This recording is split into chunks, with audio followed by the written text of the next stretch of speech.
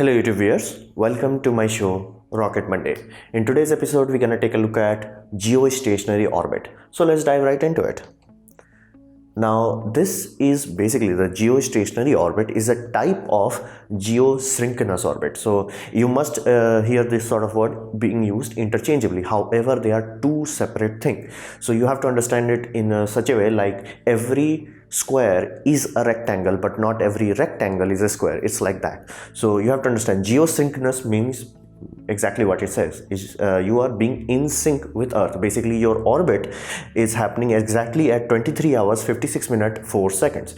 Now if you are not familiar with that exact number, it's what we call sidereal day. Basically this is why we have leap years, just to compensate for that. 24-hour orbital period is not exact, so this is the exact time. So once you are orbiting at this exact rate, 23 hours 56 minutes 4 seconds, you end up in a stationary position. Now at the beginning you won't end up in a stationary position, you will be ending up in a sync position where you are geosynchronous, you are in sync. Basically you're gonna be like rotating with her. So you can have a scenario where you are like, okay, I'm looking up, but the satellite is crossing my my field of view 2 times per day or 1 times per day, or this exact time it will cross. So these sort of opportunity comes up. It's synced because like it will not go from, okay, today I saw it 1 time, tomorrow I'm gonna see it 2 times, Thursday. It's not changing that. That is why we call it sync. That's the core word, synchronous. It's completely in sync with Earth. So to give an even simpler understanding, is basically geostationary orbit is basically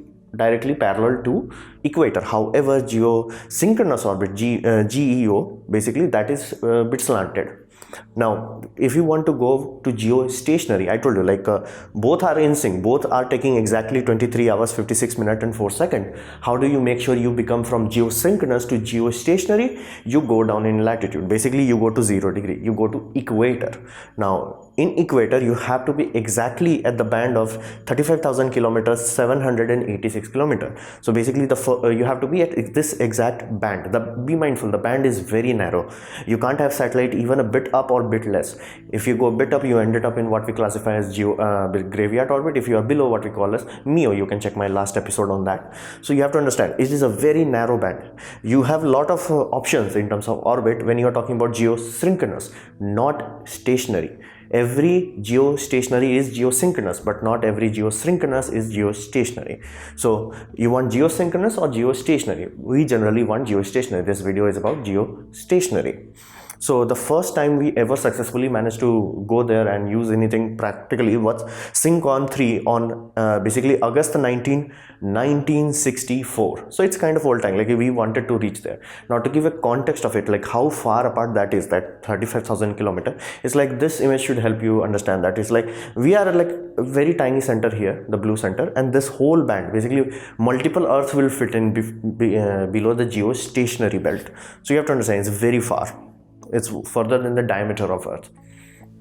Now then you have to understand this. If it's that far, why the heck we want to use it? Well, this is the backbone. Geostationary satellites are the backbone of our modern satellite communication. Now because it provides what we call a planet-wide coverage. You can have only 3 satellites and you can cover the entirety of Earth. Basically each satellite giving you taking care of 120 degree of Earth. So and if you have 4, you will get, of course you will get like much denser coverage, but 3 is more than good enough. Like in 3 you can take care of things.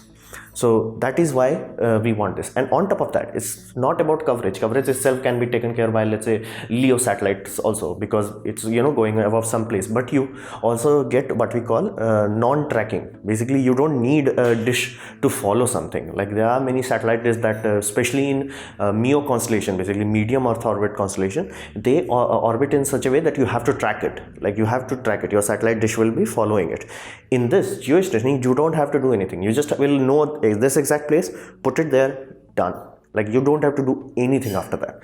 And in terms of power, like how the satellite gets power, it gets power from what we call solar panels. Now everything is good and dandy with solar panel, but you have to understand the closer you are to Earth, let's say you are as close to LEO, basically low Earth orbit, and around 500 kilometers, you are going through Earth's shadow for like almost half a day.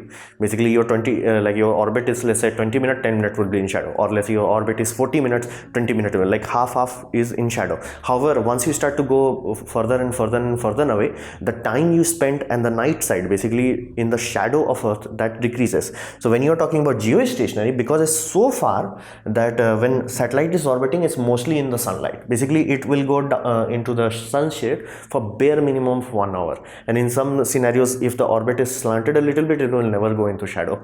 So understand that. So that also means the batteries and everything you have in your satellite also only needs to be like good enough for 1 to 2 hours, rather than like, you know, half of the time. Basically in LEO you have to have battery power for 50% of the operation time. Here you have to have like battery for only a few minutes. So that is also very helpful to make a big powerful satellites, because you will get constant power from the solar panel. So that's also awesome. This is why it is our backbone of communication. However, you have to understand this. Even though this is in space, there is very limited space in this. This is just a very small band. Like I told you, if the biggest orbit we have is MEO, basically MEO is very, very thick band. You can have thousands of satellites. In this, it's completely opposite. This is the narrowest band possible. Like there is only certain number of slots, and the slot is like barely 600 to 800 slots. It's not that you can't pack satellites, but we also have to think about interference communication. Like basically, if satellites are close to each other and ground station is trying to beam signal to each other, it will end up, interfering with each other. That causes a signal degradation and a hell lot of issues. So for that reason, there is a certain number of band. So this band itself, as you can see, is like completely filled. Everybody is fighting for this band. You can't just go and like let's say in LEO, the amount of regulation that you have to go through is very little. Now when you're talking about this is not only regulated very heavily, this is also national owned. So basically if you are living in America, you will get the band, let's say from 135 degree west to 90 degree west will be like given to you. Like you are in America, you must put something here. Let's say you are somewhere in India, you will get completely different band, like let's say 45 degree east to 90 degree east. So as you can see, like these are nationally owned system. This is not something that you can just go YOLO on this. It is nationally owned system, and it is very heavily debated content. Like the reason why you can't have, like let's say you are an American company and you want to put something above India, is that you are not gonna be able to give coverage to basically America. The coverage is very static. So even though you can put 3 satellites, that first 3 satellite was lucky, because after right now if you want to do something like that, let's say I want to do international, let's say planet-wide TV broadcast, you are not allowed to do that. Let's say you are in America, okay, you got the license to put it in American airspace.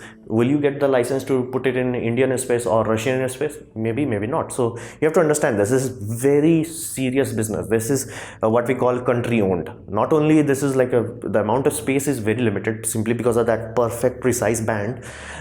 It's also like, countries heavily handle this and control it, debate it. Like it's a complete nightmare. So hilariously enough, in space we don't have enough space for this. So that's the first practical issues. Second, there is physics aspect of this. Now that physics aspect is latency. Basically, if you want to do satellite internet communication, forget about it. Now does not mean that we can't have it. We have satellite communication that relies on geostationary, but the latency is almost half a second. Basically, it's 30,000 kilometer plus distance. You have to like, okay, you send a signal 30,000 plus 30,000 to ground station, then 30,000 to the satellite, then 30,000 to me. So you can understand 30. It takes almost half second. So that latency is so bad that most security system will flat out block the access, because this thing is being tampered with. So if you try to do card processing, unless your bank knows that this is a geostationary connection, they will flat out block it for safety reasons. So it's practically useless for anything. You can't even make a phone call on that. Yeah, you can transfer file, but it will take very large amount of time. Now on top of that, the signal is also very weak. To understand this, you must understand inverse square law. You can check my video here, inverse square law. So you have latency, then you have to worry about the signal is very weak. On top of that, it's practically useless in high latitude basically. So what does that mean? So in equator, you're gonna get perfect things, but as you go up and let's say 50 degree in latitude, you're gonna start getting very weak signal, because Earth is a sphere. So your satellite this will be start aiming towards the horizon. So at some point it will be going through so much atmosphere and so much basically surface of the Earth itself, it will be completely blocked. So let's say you are in Russia, Geostationary is no longer useful for that. For in Russia, people use what we call geosynchronous. That's why I was clarifying that in the first slide. In Russia, you have to use geosynchronous because geostationary simply won't reach you because you are in what we call as mid latitude to high latitude.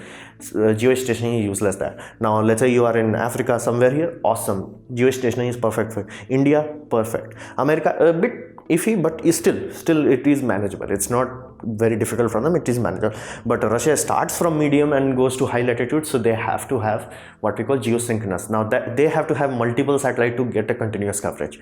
They can't have one satellite and take care of their whole nation. They have multiple satellite just to take care of one spot. So these are the physics aspect of it. You can't change this. So let's say you are in a country like Australia. Thankfully, Australia is like mostly below what we call mid latitude, so it can be taken care of. But let's say you are in South Pole or North Pole, forget about it. Geostationary, you will never be able to receive any communication from it. That's the nature of this band. This is physics limit. You can't do anything. You can't just have megawatts of power in your transmitter and receiver. Nothing's gonna happen.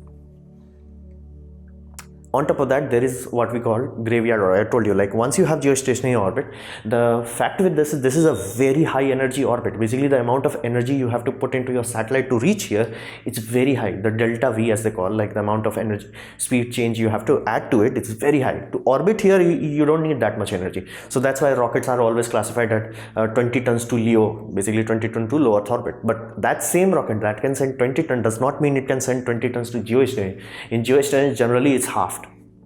Understand, there is no atmosphere, but still that happens, and it could take very long time. Let's say to low Earth orbit you're gonna reach in 10 minutes, geostationary you're gonna reach in 5 hours.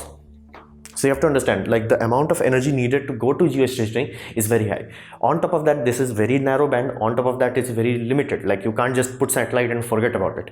So what do people do once the satellite runs out of basically useful life is we fire rocket engines on the satellite itself, and then we put it transfer orbit, then do a circularizing burn, and then put it in graveyard orbit. Reason for that is like in when you are talking about rocket engines, you talk about meters per second, basically 5 meters per second or 10 meters per second. If you want to drop it, let's say something in geostationary, you want to drop it to Earth, the amount of energy you have to take away from it is so much. Basically, you need big rockets. Basically, the rocket same size, you put it up there. So that's practically impossible. And on top of that, let's say you had some magical rocket that allowed that kind of power in a small satellite.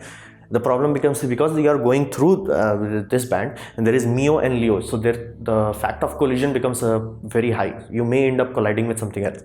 To safely handle the situation, we simply say, okay, just go above. So once you reach into what we call graveyard orbit, now the orbit time is like around 30 to 35 hours per orbit takes that long. But this orbit is very stable because the atmospheric drag is negligible and it's so far above that you don't have to worry about it. So understand this, to drop down, you have to remove upwards of 100 to 200 meter per second. To go up, you only have to add 5 to 10 meters per second. That's why we do this graveyard orbit, because going down, you are endangering everything that is down below. On top of that, you don't have enough energy to do that. So that's why we have graveyard orbit. So if you see something like this sort of satellite diagram, this very thick band is what we call geostationary. The band that is like elliptical to it, that's geosynchronous, and everything above that is what we call graveyard orbit. Graveyard orbit is the last useful orbit we have. Like in graveyard orbit, almost all defunct satellite that is in the used to be sometime in geostationary is now there. Now this basically the transfer orbit that we do and graveyard orbit supposed to be stable for 50,000 years unless solar winds picks up very dramatically and then starts to pushing down satellite. Other than that, this is a very safe place to put our junk. Basically we are just like, yeah, just go there, don't ever come back, just go there, hopefully. So this was my presentation on geostationary. I hope you liked it or learned from it. In that case, please leave a like. If you didn't, don't worry about it, you can dislike it. I would urge you to leave a comment and click the ad shown in this video. That will directly help me. And benefit of commenting also is I reply to all of them. Please subscribe, press the bell icon if you are free, and as always, thanks for watching.